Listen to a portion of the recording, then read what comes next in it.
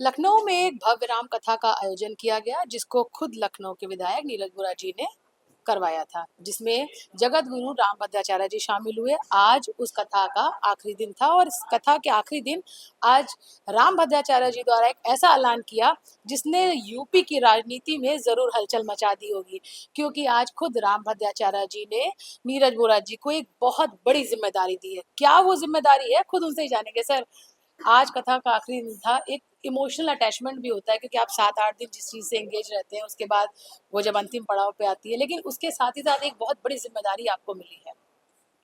पूज्य गुरुदेव ने जगत गुरु राम भद्राचार्य जी महाराज ने आज कथा विश्राम दिवस पर यह अपेक्षा की कि लखनऊ के अंदर जल्द एक बड़ा लक्ष्मण जी का मंदिर बने और उसे बनाया जाना है। उसके बाद महाराज श्री वहाँ पर दर्शन भी करेंगे और लखनऊ में एक बड़ा राम कथा महोत्सव का पुनः आयोजन होगा।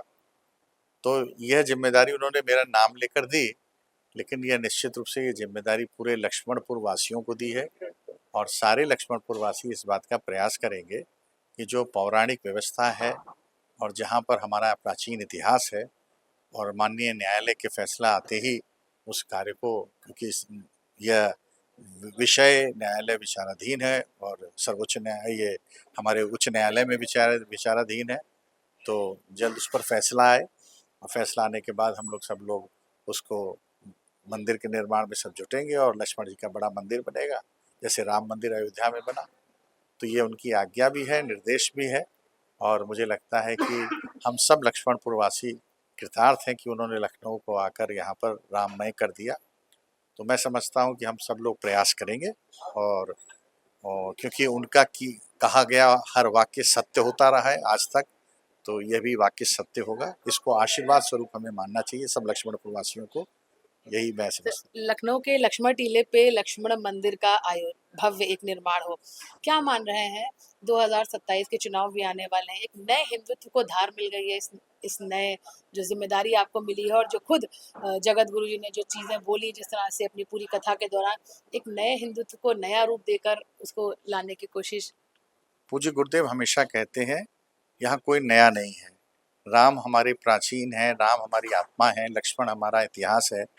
तो इसलिए लक्ष्मण पहले आए थे और लोग बाद में आए हैं।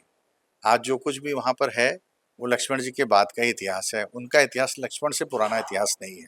इसलिए हम ये क्यों कहें कि ये तो यही कह रहे हैं, जैसे गुरुदेव ने कहा कि यहाँ पर कुछ बाहर के लोग आकर उन्होंने ये व्यवस्था वहाँ कर दी और हमारी प्राचीन इतिहास को गायब कर दिया। तो हिंदुत्व पोलराइजेशन की बात नहीं है, हिंदुत्व को ये कहा कि अपनी सभ्यता अपनी प्राचीन इतिहास को जानो और उस पर काम करने का प्रयास करो। तो वही है, इसको इलेक्शन से जोड़ा नहीं जाना चाहिए, ये पुराना विवाद है और ये विवाद तो चल ही रहा था और हम सब पुनः प्रयास करेंगे कि जल्दी से जल्दी माननीय न्यायालय इस पर फैसला दे।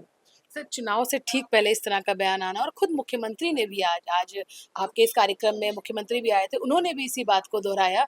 तो क्या माने कि 2027 के चुनाव के लिए बीजेपी के पास एक नया एजेंडा आ गया है चुनाव के लिए?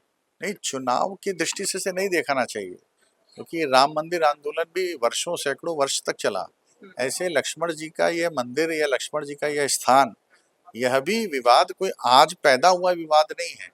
डिस्ट्रिक्ट कोर्ट से जीतने के बाद हाई कोर्ट में ये विषय है, मैंने हमने निचली अदालत में तो जीता ही है। तो इसलिए ये पुराना इतिहास है, प्राचीन इतिहास, उस पर कार्य चल रहा है। जैसे कभी क्या होता है कि कार्यकर्ताओं को, श्रद्धालुओं के भावनाओं को ये कहा जाता है कि भाई तुम भूल गए हो, सो रहे हो, जाग जाओ। तो जागने वाली बात है, इसको चुनाव से कतई नहीं जोड़ा जाना चाहिए और आज नहीं तो कल जब भी फैसला आएगा तो ये कार्य होगा। सर, चुनाव के लिए आपको एडवांस में हैट्रिक की बधाई भी महाराज जी द्वारा मिल गई है, कितना आश्वस्त हैं चुनाव को लेकर? क्योंकि अब तो जब स्वयं महाराज जी ने बधाई दे दी तो उससे ऊपर तो कुछ नहीं है।